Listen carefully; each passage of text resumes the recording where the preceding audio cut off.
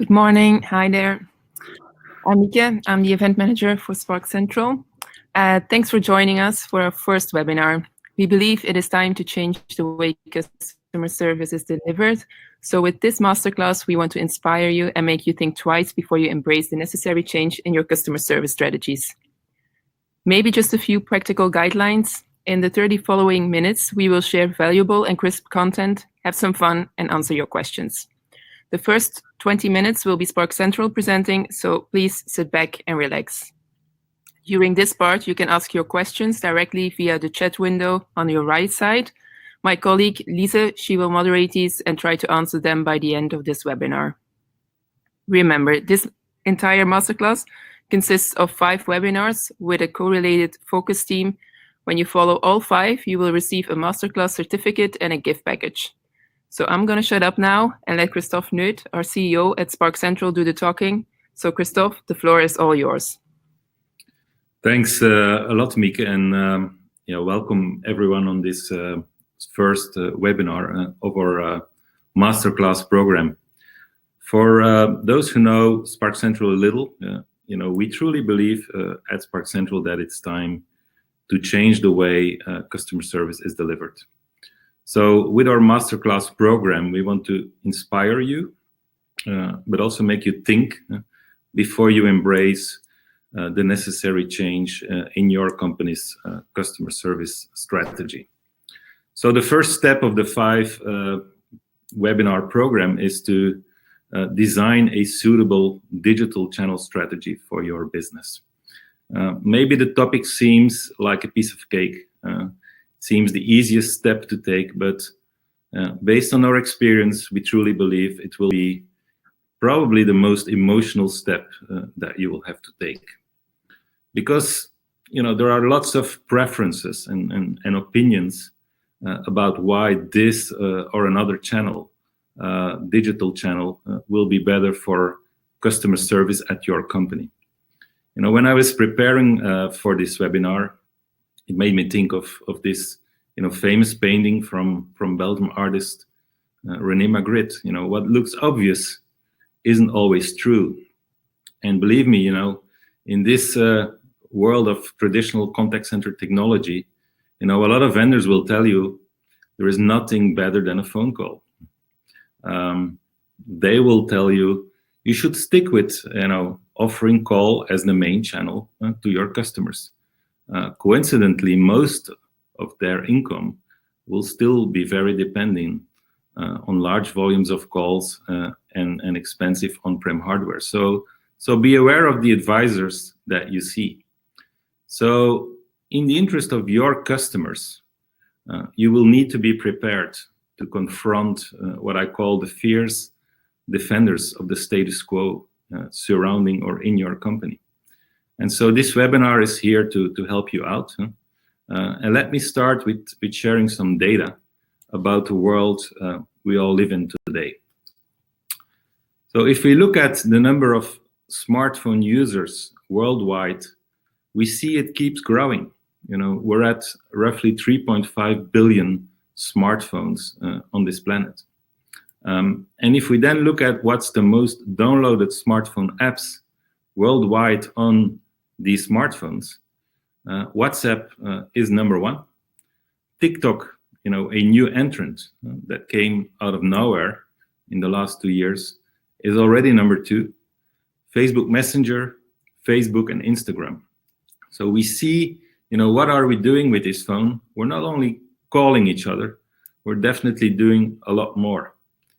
And if we then look at what are the most popular messaging apps worldwide, well, it's again WhatsApp who's on top with 1.6 billion users. And then Facebook Messenger following as a second, and WeChat as a third.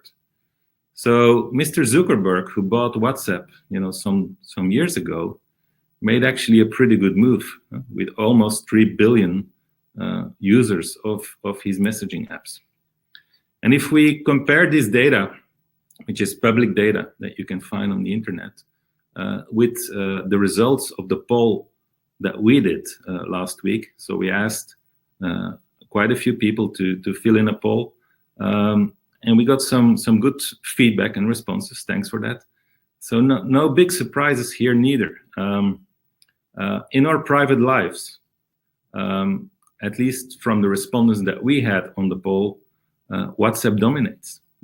It's impressive with over 90% of the people responding are using WhatsApp in their private lives.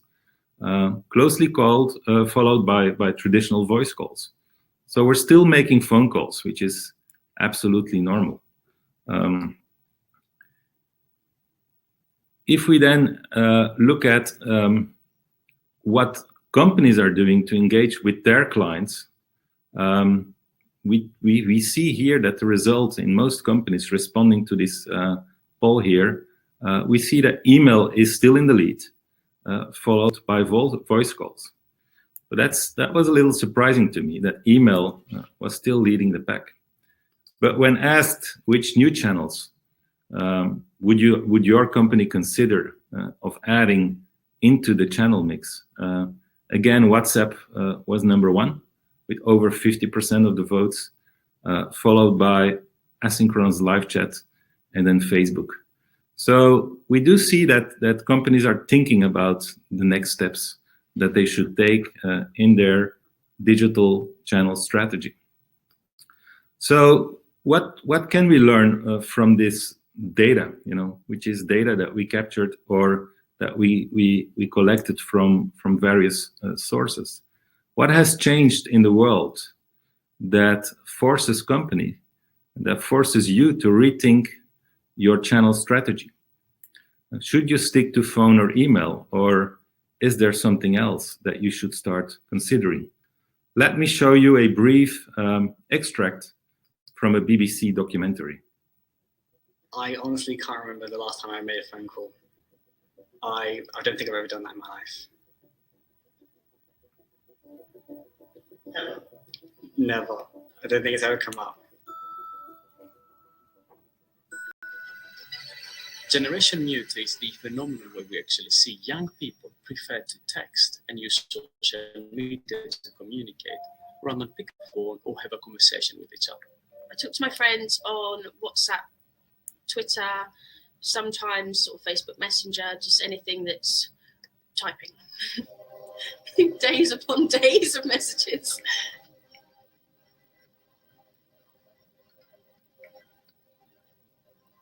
Obviously, calling is the easier thing to do, but I just don't like it.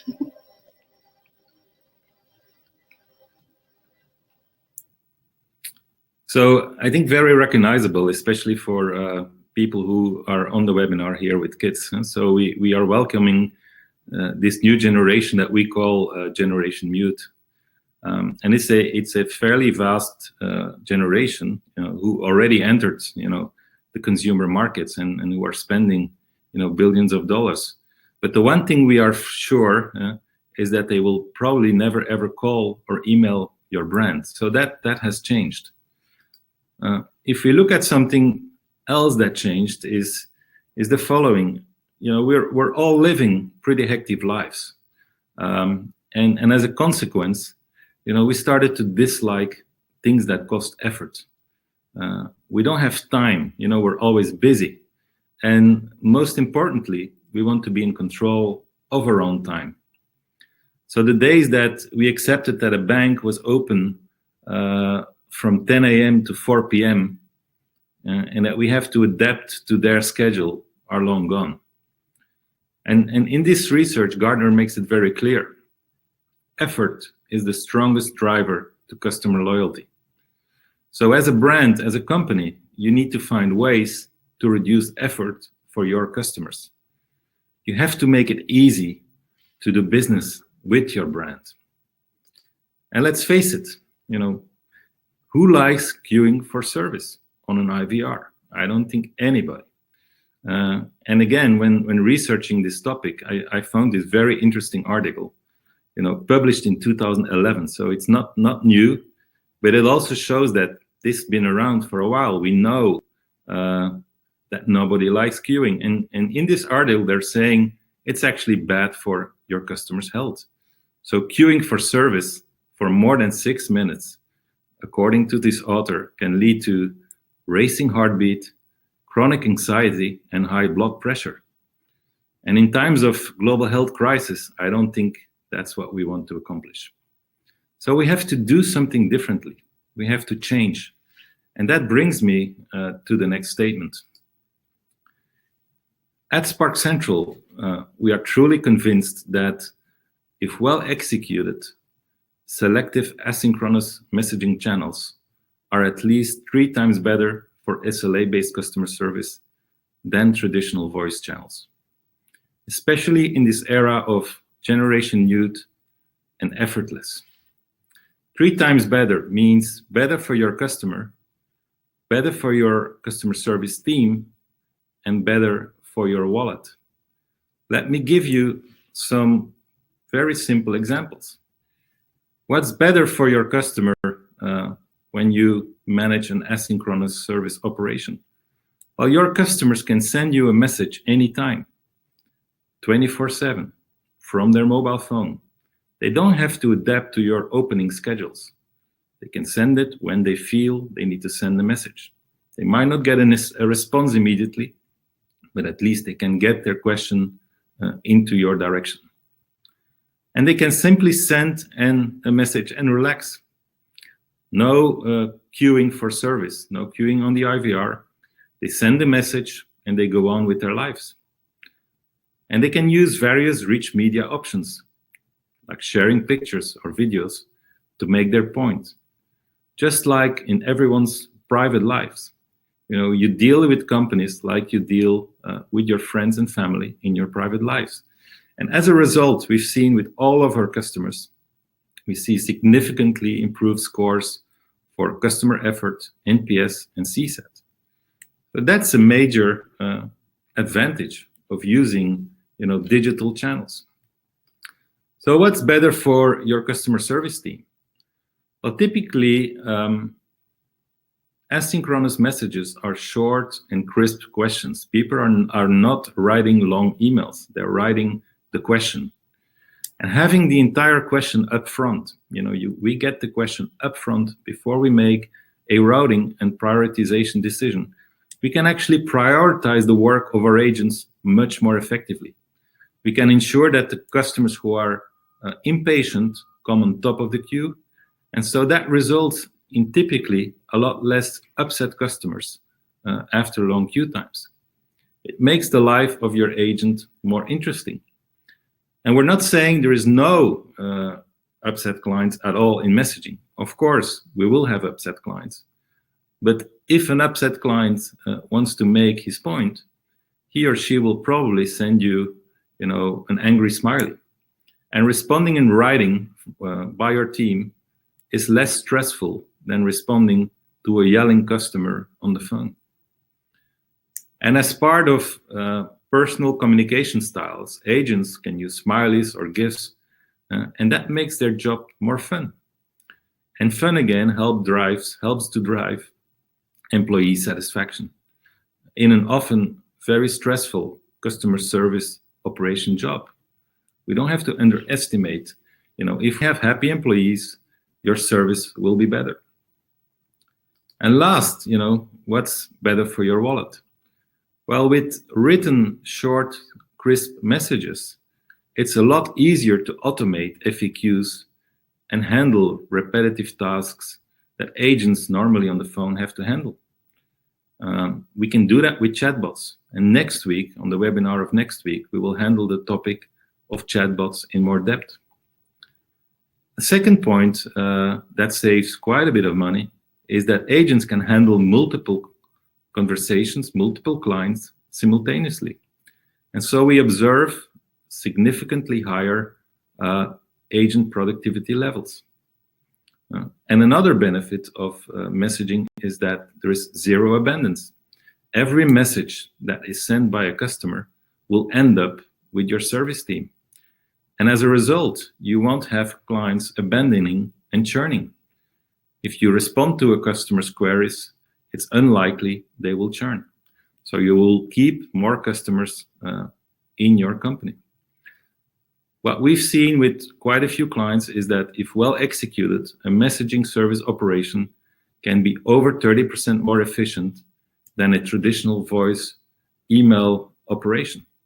So 3 times better, 3 examples for each of the categories. And there is something else. What we see is there's a lot of misunderstandings or misconceptions when designing your SLA-based customer service strategies. So one of the things we see a lot is that companies believe or make a mistake that follow us on Twitter, on Facebook, is not the same as contact us. So social media channels have not been created for one-on-one engagement. Sometimes you can create engagement from public messages, but if I want to talk to a company one-on-one, I should not necessarily use a Twitter or Facebook page. I'd rather use a WhatsApp channel so I can contact you directly. Another misconception is that a like is not a conversation. A conversation has multiple messages going back and forth. And a best effort response time is not the same thing as a service level agreement. So when designing your strategy for digital customer service, think about those type of mistakes that a lot of companies make. And so based on our extensive experience in this field, we believe there's 8 elements that you need to consider when selecting your digital channels. The first one is what I just talked about. What was the original purpose of the channel? Is it a social media channel, or is it built for communication? Is it follow us or contact us? 2, does the channel provide a scalable and reliable conversational business API? Does it enable one-on-one private conversations at scale? A lot of customers ask us about YouTube. Right now, YouTube does not provide us that type of API. So it's very hard and it's impossible to drive one-on-one engagement over that channel at the moment. Maybe that will change. 3, what is the adoption rate with B2C consumers of a specific channel? We gave you the data. You know what channels are used by how many billion people. 4, is proactive outbound possible with the channel you want to select? Because the best service is avoiding the need for service. Proactive notifications can avoid customer queries, and the best service should try to do that.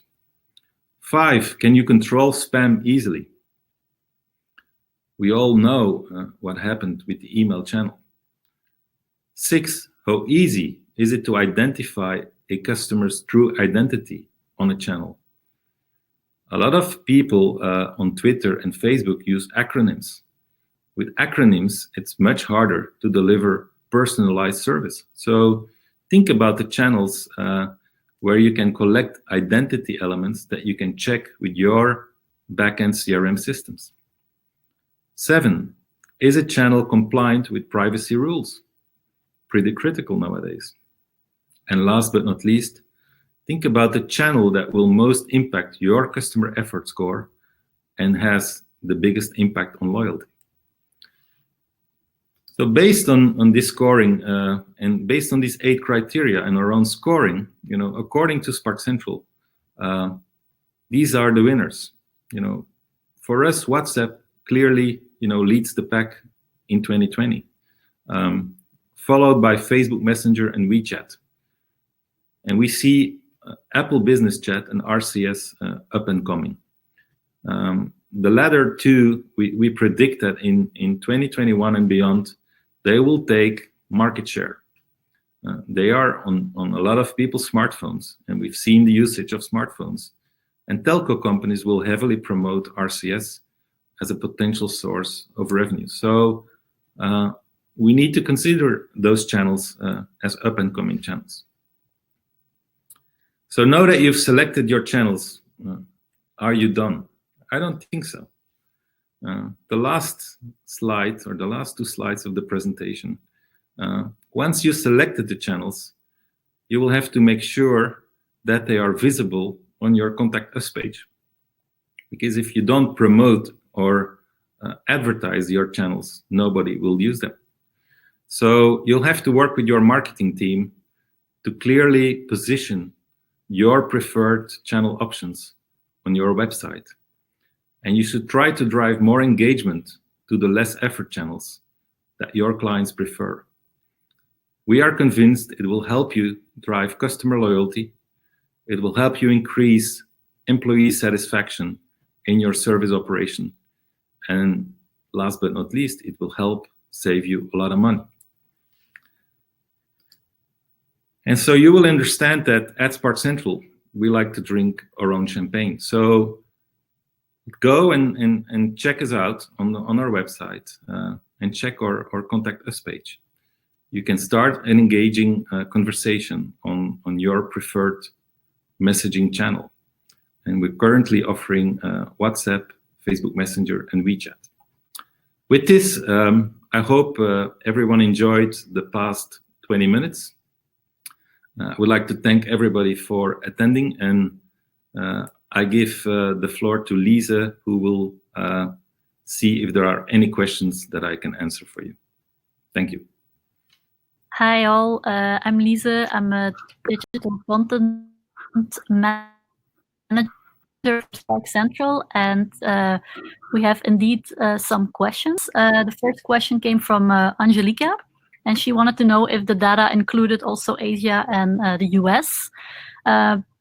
We don't have data from Asia, but it includes Europe, the Middle East, Africa, and the US. The data from the US is a little bit different. In the private life of people of the US, there is almost no WhatsApp, so it's mostly SMS, phone, but also Messenger, email, and Instagram. And in the company life in the US, it's Facebook, email, live chat, Twitter, and SMS. But if you want more data, we can send you something afterwards, so you can also contact us for more details. And then I also have some questions for Christophe, because there were a lot of questions about the queues in asynchronous messenger services. So Laura, she asked us if there is some break-even points. How long should we as a brand? How long should customers have to wait for we as a brand can answer? So I don't know, Christophe. Also, Gert Wim is asking this. How long do customers want to wait for a reply? Marcus is also asking this. What is the expectation of customers? I don't know if we have an answer to this question. Well, it's definitely an interesting question, and it has not a single answer. And so with the technology that we built and the technology that is available on the market, like I said, with a messaging conversation, we can look at a few characteristics or parameters. We can probably know who the customer is. It's very likely we can identify the customer through identity with links to our backend systems like CRM. So once we know who the customer is, that can already be an element to prioritize or deprioritize. Second, we can look at contextual elements. Elements like where is the customer message coming from which web page or from which origin is the message coming from. And thirdly, by looking at the entire question that we get, we can detect the topic, the subject, and again we can help define a really clear priority for that particular topic. So that's what we'll do from a technology perspective.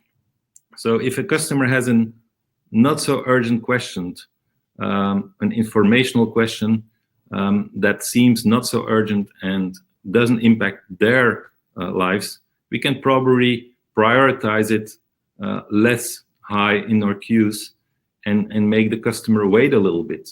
We can also, with autoresponders, set the expectations. So we can already tell the customer, look, thanks for your question. We're looking into it and we'll come back to you within X time. So we can set those expectations automatically.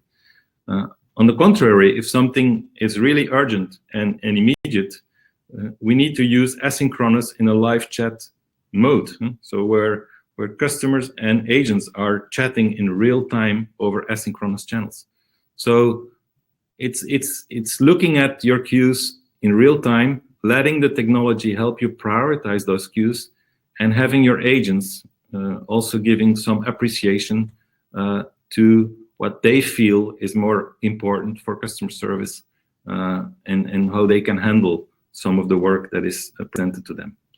So no real data, like it's hard to say a WhatsApp needs to be answered in 5 minutes or 10 minutes.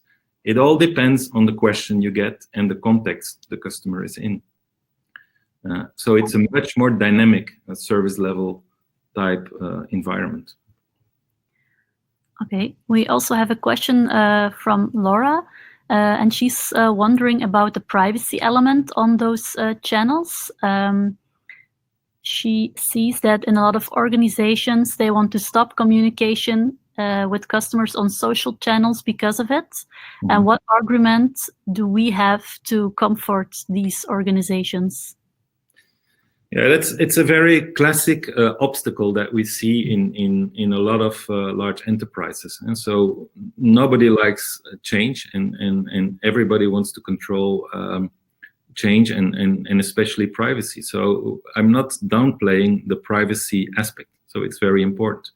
But all of the messaging companies that we work with, have to comply with regulatory environments that are applicable for the entire world. So if Facebook or WhatsApp or WeChat would be not following the rules to a certain, in a large degree, they will go out of business and they can get fined. And the same applies to any other communication method, like email. Who can guarantee me that my emails are not read or used by other companies?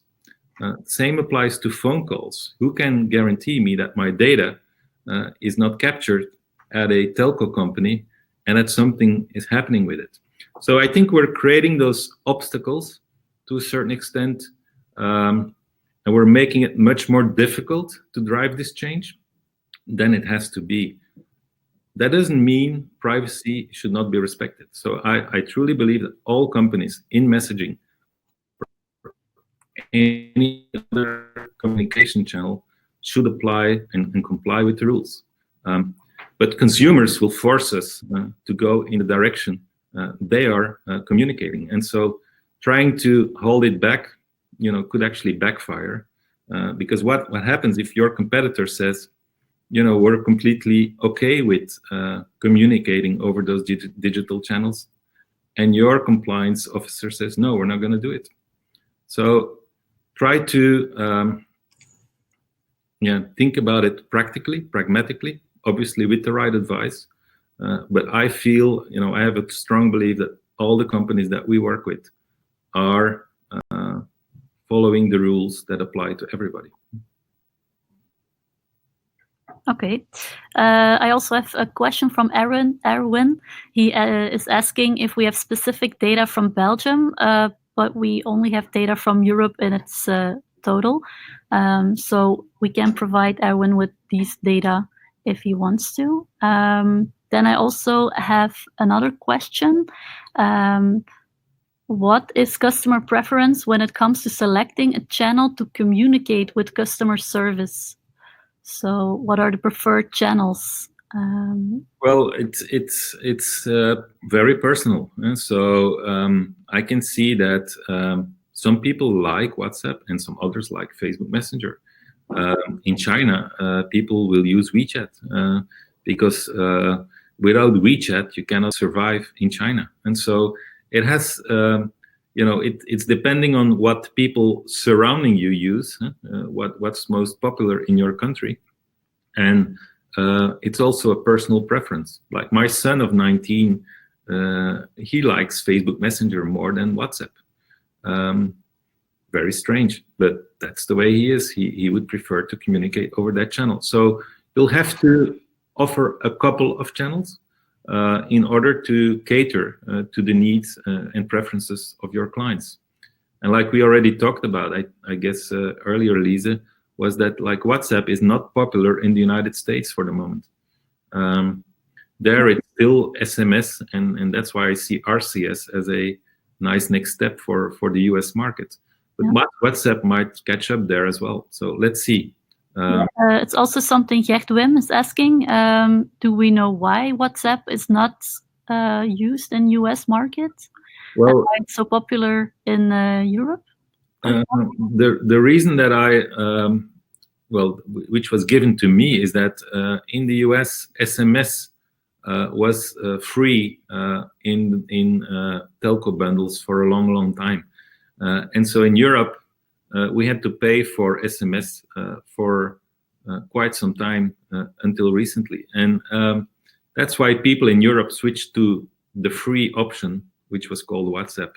And in the US, they had a free option called SMS, and they never moved on. And so that's the main reason that I was told that the US market is still heavily on SMS. Okay. I also have a question from Nazé. What could be the main KPIs for social media customer service? Well, the main KPIs from our perspective are the ones that I try to highlight. You have KPIs which impact your clients, and client KPIs are customer effort score, NPS, C-sat, these type of scores you will impact heavily with social or digital customer service. The second, like I said, was you will have employee satisfaction measurements and scores that are better. The stress levels in service operations are high, especially on the phone.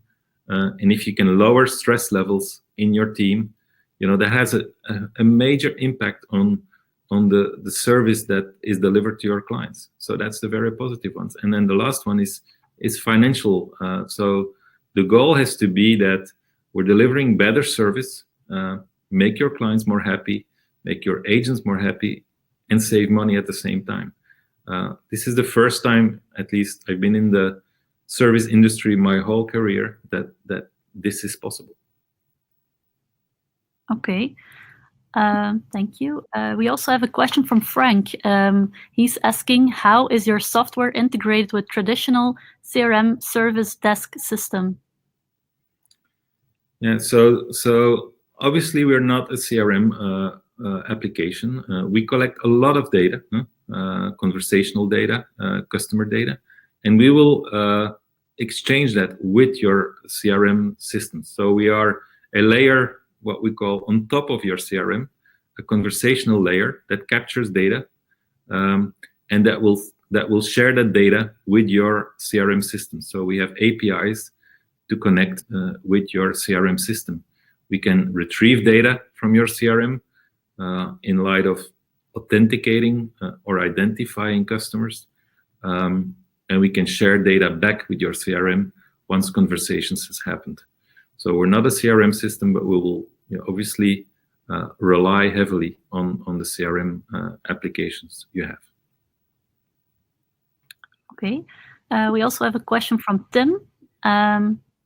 Do we have any data or best practices for in-company service desk? It's an IT help desk for a 10K employee organization, as people don't reach out from their private life, but in their professional role.